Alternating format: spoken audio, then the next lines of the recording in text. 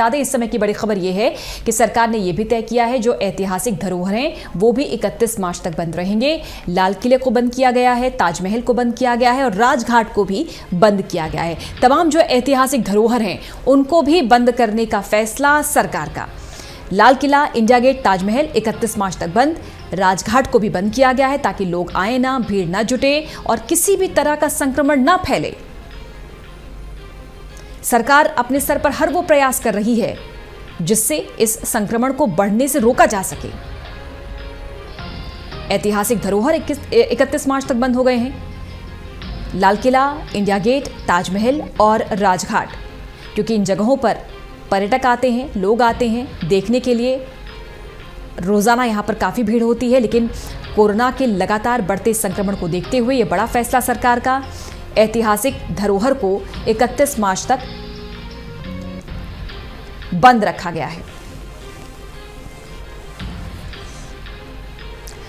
साथ दिल्ली सरकार भी अपने स्तर पर लगातार तैयारियां कर रही है। सरकार ने भी तय किया है, दिल्ली सरकार ने, कि जो साप्ताहिक बाजार होते हैं उनको भी बंद किया जाएगा और साथ में जो नाइट क्लब्स हैं, पब हैं, जिम्स हैं, उनको बंद करने पर भी दिल्ली सरकार विचार कर रही है। इसके अलावा स्कूल, कॉलेज, यूनिवर्सिटीज पूरे देश में सभी राज्यों में 31 मार्च तक बंद हैं।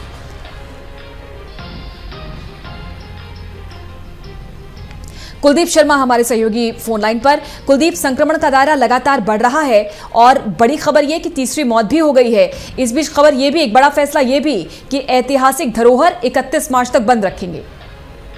बिल्कुल पूजा, देखिए जिस तरीके से कोरोना के संक्रमण का संकट लगातार बढ़ रहा है, तो उसको देखते हुए सरकार की जो सतर्कता है वो भी अब बढ़ती जा रही है और इसी के तहत सरकार ने एक बड़ा फैसला लिया है, जिसके तहत देश में जितने भी ऐतिहासिक स्थल है, स्मारक स्थल है, ऐतिहासिक धरोहर है, उन सबको 31 मार्च तक बंद करने का फैसला किया है। और ये फैसला भी कोरोना के चलते ही लिया गया है। देश का जो पर्यटन मंत्रालय है उसकी तरफ से ये फैसला लिया गया है कि जो ASI के अंतर्गत जो तमाम ऐतिहासिक धरोहरें आती है, चाहे वो इंडिया गेट हो, चाहे वो ताजमहल हो, चाहे वो लाल किला हो या फिर राजघाट हो, उन सभी को 31 मार्च तक एहतियात के तौर पर बंद करने का फैसला किया गया है। जी बिल्कुल।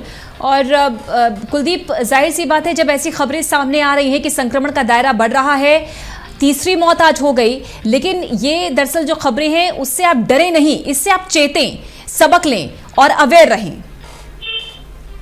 बिल्कुल, देखिए आज प्रधानमंत्री नरेंद्र मोदी ने भी एक ट्वीट किया है कोरोना को लेकर। उसमें भी उन्होंने इसी तरीके की अपील जो है लोगों से की है और लोगों से समाधान भी पूछा है कि किस तरीके से कोरोना को हराया जा सकता है और क्या कुछ बेहतर किया जा सकता है कोरोना को लेकर।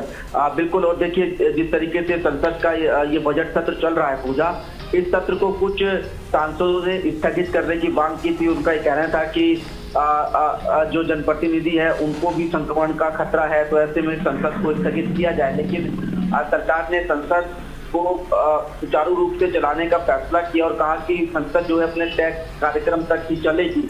और इसमें सरकार यही मैसेज देना चाहती थी कि जो है आपको कोरोना से डरने की जरूरत नहीं है, बल्कि कोरोना से बचने की जरूरत है, सावधान रहने की जरूरत है, सतर्क रहने की जरूरत है, पैनिक होने की जरूरत नहीं है, क्योंकि सरकार जो है वो पूरी तैयारी के साथ कोरोना को हराने में जुटी हुई है। और देखिए अगर पूरी दुनिया की बात करें तो भारत की अभी तक जो तैयारियां है पूजा, उसकी दुनिया भर में तारीफ हो रही है। भारत ने अभी तक जिस तरीके से कोरोना के कहर को काबू करके रखा हुआ है वो वाकई में काबिले तारीफ है। और सरकार हर उस जगह पर अपनी तैयारियों की मौजूदगी दिखाना चाहती है जहां पर कोरोना के फैलने का खतरा है, चाहे वो सार्वजनिक स्थल हो, चाहे वो स्कूल हो, कॉलेज हो। इसी के तहत ऐसे तमाम भीड़ भाड़ वाले इलाकों को लगातार सरकार बंद करने के फैसले ले रही है जहां पर ज्यादा लोगों की भीड़ जुटती है, क्योंकि भीड़ अगर जुटती है तो वहां पर संक्रमण होने का खतरा भी अपने आप बढ़ जाता है। तो सरकार की एक तरफ तैयारी है और दूसरा सरकार के लोगों से अपील है कि वो खुद को कोरोना से बचाने के लिए सावधान रहे, सतर्क रहे और कई तरीकों से अपना बचाव करे। बिल्कुल, भारत की तैयारी दुनिया के लिए भी एक नजीर है, उदाहरण है कुलदीप, क्योंकि सार्क देशों में जब वीडियो कॉन्फ्रेंसिंग के जरिए पीएम ने संबोधित किया तो सार्क देशों के अध्यक्ष ने बहुत तारीफ भी की, सराहना भी की और साथ ही सहयोग के लिए भी उन्होंने कहा कि भारत सहयोग करे। इजराइल ने भी सहयोग मांगा है, कई देशों ने सहयोग मांगा है।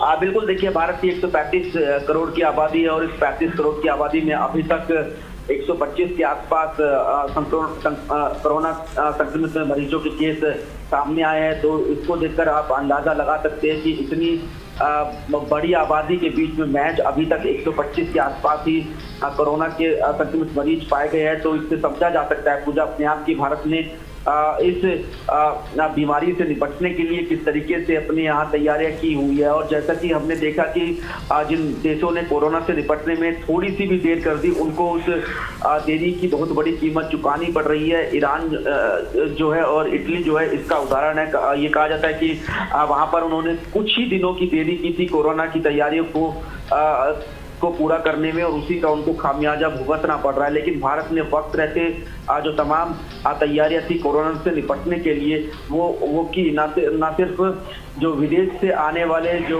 तमाम नागरिक है, यात्री है, उन पर एयरपोर्ट पर ही खास निगरानी रखी गई उनकी, और एयरपोर्ट पर ही जांच की व्यवस्था की गई। और इसके साथ साथ सरकार ने जो संक्रमित मरीज है उनको आइसोलेट करने की व्यवस्था भी अलग से ही कर दी थी। जो तमाम अस्पताल थे, जो सरकार के साथ साथ जो सेना के कैंप थे, उनको भी आइसोलेशन सेंटर में तब्दील किया गया। साथ में जो प्रयोगशालाएं हैं उनकी संख्या बढ़ाई गई। और अभी भारत के पास अगर लैब की क्षमता की बात करें तो भारत में इस वक्त 10,000 कोरोना मरीजों का टेस्ट किया जा सकता है, उसकी क्षमता भारतीय लैब्स में है। तो इन सारी चीजों को देखकर पूजा आप कह सकते हैं कि भारत ने हर वो अपनी तैयारी पूरी की है जो कोरोना से निपटने के लिए किसी भी सरकार को करनी चाहिए थी, किसी भी देश को करनी चाहिए थी। सरकार ने तो तैयारी पूरी की है कुलदीप, क्योंकि आप ग्राउंड में रहते हैं, फील्ड में रहते हैं। जनता कितनी तैयार है? क्या वो अवॉइड कर रही है बेवजह की यात्राओं पर जाना या फिर बेवजह बाहर निकलना? बिल्कुल, देखिए जनता भी समझ रही है कि ये कोई आम बीमारी नहीं है, ये एक खतरनाक बीमारी है जिसका अभी तक सिर्फ बचाव ही एक तरीका है। इसलिए लोग भी हर वो तरीका आजमा रहे हैं जिससे वो खुद को इस बीमारी से बचा सकते हैं, चाहे मास्क लगाने की बात हो या साफ सफाई का खास ख्याल रखने की बात हो, चाहे भीड़ भाड़ वाले इलाकों में को अवॉइड करने की बात हो। और यही वजह है कि हमको जो दिल्ली की सड़कें हैं पूजा, दिल्ली के जो बाजार है या फिर दिल्ली के जो टूरिस्ट प्लेस है